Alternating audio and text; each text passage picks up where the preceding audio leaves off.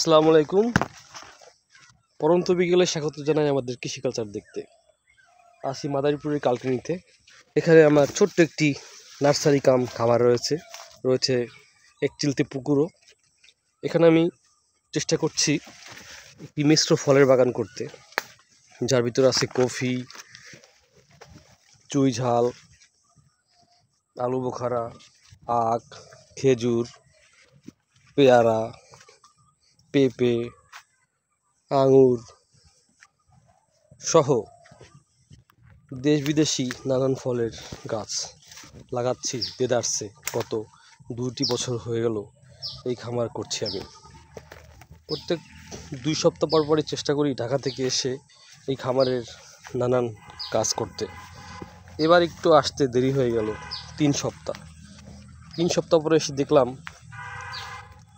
বৃষ্টিতে বেশিরভাগ আখ গাছ একদম মাটির সঙ্গে শুয়েছিল এবং এই শোয়ানো আখগুলো থেকে এভাবে শাখা বেরিয়ে বেশিরভাগ আগেই নষ্ট হয়ে গেছিলো। এই একটাও শুয়ে পড়েছিল মাটির সঙ্গে।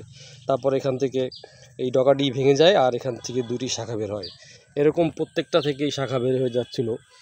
বলছি মোরলের বাঁশজাতের আখ, যেটা লাল বেনারস নামে পৃথিবীব্যাপী পরিচিত। এভাবে করে প্রত্যেকটা আখেই পড়েছিল, এই যে তুলে বাঁশের সঙ্গে বেঁধে দিয়েছি। এই যে এখান থেকে এটা কেটেই ফেলতে হয়েছে, কারণ মাটির সঙ্গে এগুলো মিশেছিল। এই যে এগুলো সবই মাটির সঙ্গে মিশেছিল।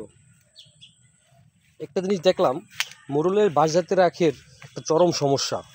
হয়তো মোরল সাহেব তার ব্যবসার জন্য কখনো এগুলো বলে না, কিন্তু এগুলো আসলে মানুষের জানা দরকার।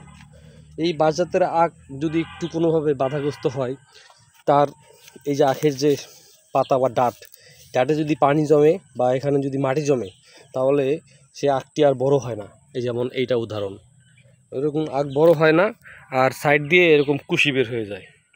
কিন্তু অন্যান্য আখ, যেমন আমার খামারে রংবিলাস আছে, চিনি চাম্পা আছে, এই চিনি চাম্পা বা রংবিলাস এরকম সমস্যা দেখা দেয় না। যেই সমস্যাটা দেখা দেয় মোরলের বাঁশজাতের আখে।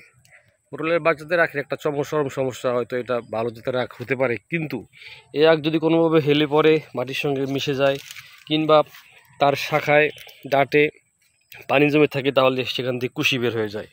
আর এই আখ খুবই নরম, নাড়াচাড়া করতে গেলে ভেঙে যায়। আমার এখানে মোরলের বাঁশজাতের আখ ডজনখানিক আসছে। এই যে একটা মাশাআল্লাহ অনেক বড় হয়েছে, 20 ফিট তো হবেই।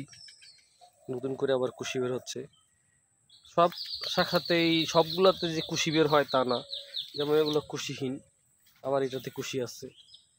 তো কেটে দিলে তাড়াতাড়ি কুশি বের হয়, এটা প্রমাণ পেলাম। এই যে এখান থেকে কেটে দিছিলাম, কুশি বের হয়েছে, তাই কেটে দেওয়ার চিন্তা ভাবনা করছি, এগুলো হারভেস্ট করব। আর এই যে দেখা যাচ্ছে সুন্দর একটা আখ, যেটা ঢাকা শহরে আপনারা এই আখের রস খান। এই আখ খুব চলে, রংবিলাস নাম। যারা আখের রস ভাঙান তারা এই আখটা দারুণ কেনেন, তাদের পছন্দ। এই যে রংবিলাসের যদি এখানে এরকম গিট থাকে, তাহলে শেকড় বের হয় কিন্তু গিট বের হয় না। কিন্তু লাল বেনারস বা মোরলের বাঁশজাতের 12 মাসি আখের একটা সমস্যা, যদি কোনোভাবে বাধাপ্রাপ্ত হয় ডাটগুলো, সেখান থেকে কুশি বের হয়ে যায়। যেমনটা বলছিলাম, এই যেমন এটা আগা মরে গেছে, এখান থেকে বের হয়ে গেছে। আবার এখান থেকে 2টা ছিল, 3টা ছিল, আমি একটা ভেঙে ফেলেছি। প্রত্যেকটা এই যে বের হয়ে আসতেছে। এটা একটা সমস্যা, বা আমার হয়তো আখে একটা রোগ। আর এগুলো খুব নরম, হেলে পড়ে দ্রুত। আর যেহেতু লম্বা হয়, যেমন এটা হেলে পড়ে একদম মাটির সাথে শুয়েছিল। এখন আবার নতুন করে গাছের গোড়ায় কঞ্চি পুঁতে সোজা রাখার চেষ্টা করেছি। এখানেও একই অবস্থা। এই যে দেখুন, মাথা ভেঙে গেছে। মাথা ভেঙে যে কী হয়েছে, এই যে 2টা মাথা বের হয়ে গেছে। এই যে একটা, আবার এই যে একটা। এবার আমি কোনটা রেখে কোনটা সেজন করবো শিওর না, তবে এইটাই রাখা উচিত, যেটা মাথার দিকে আছে। এই এক হবে না আমি নিশ্চিত। এই যে একটা গোড়া একটা আছে, তাও ম্যাচিউর হয় নাই দিকে এগুলো রাখতে হবে, খাওয়ারও উপযোগী হয় নাই।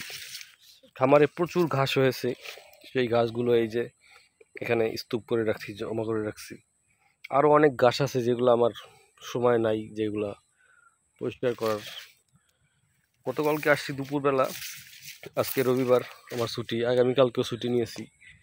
এখন কালকে আবার বিকালের ভিতরে ঢাকা ফিরতে হবে, সুতরাং কালকে সকালবেলায় আবার কাজ করার সুযোগ আছে।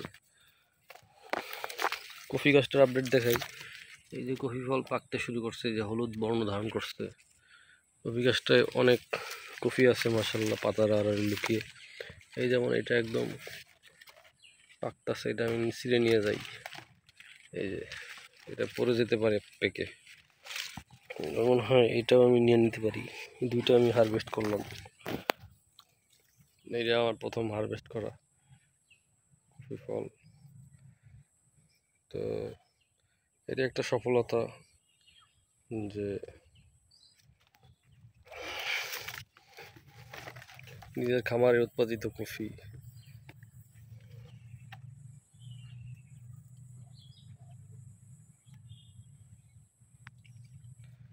আচ্ছা, এখন দেখাই পুকুরে প্রচুর শোল মাছের পোনা, গতকালকে 2টা সরপুঁটি মাছ বড়শি দিয়ে ধরেছি। এই সরপুঁটি মাছগুলো বড় হয়েছে, 2টাতে 1 কেজির মতন। আর শোল মাছের পোনাগুলো যদি কী খাওয়াবো সেটা বুঝতেছি না। শামুক ভেঙে দিয়েছিলাম, তারা এগুলো খায় না। নতুন করে খামারে ঝাউ গাছ লাগাইছি, আবার ঝাউ গাছ, 2টা ঝাউ গাছ লাগাইছি এখানে, কারণ এই দিকটা পুরাই ঝাউয়ের বাগান, দেখতেই পাচ্ছেন। ঝাউ গাছ এখানে ভরা, একদম পুরো এক সরল রেখায়, এই মাথা থেকে এই মাথা। আর দেখুন, বৃষ্টিতে ধানের গোড়ায় পানি আসছে, কি চমৎকার দেখতে লাগতেছে। শেষ বিকাল, একটু পরেই অন্ধকার হয়ে আসবে, আমার চলে যেতে হবে খামারটা থেকে আজকের মতো। কিন্তু এখান থেকে যেতে ইচ্ছা করে না। দেখুন, আখ গাছ লাগিয়েছিলাম, বেঁচে গেছে। এখন গাছগাছালি ভরা একদম, শুধু এই পাটটাতে একটু কম আছে, থাকুক, তাতে সমস্যা নাই। কফি ফল নিয়েছি, দারুণ ব্যাপার।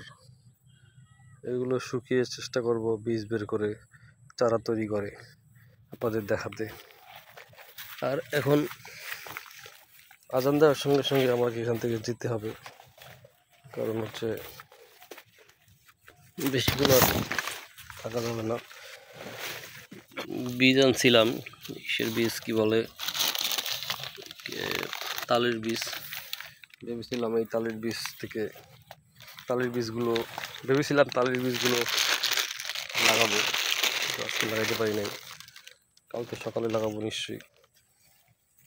আর এগুলো ভাবছিলাম আগুন দিব, কিন্তু না, এখন আগুন দিলে আশেপাশের গাছের ক্ষতি হবে। এগুলো এমন স্তূপ করাই থাক, আর আমি কাজ গুছাই। পরে একটা ভিডিওতে বাকি আপডেট দেখাবো। ধন্যবাদ।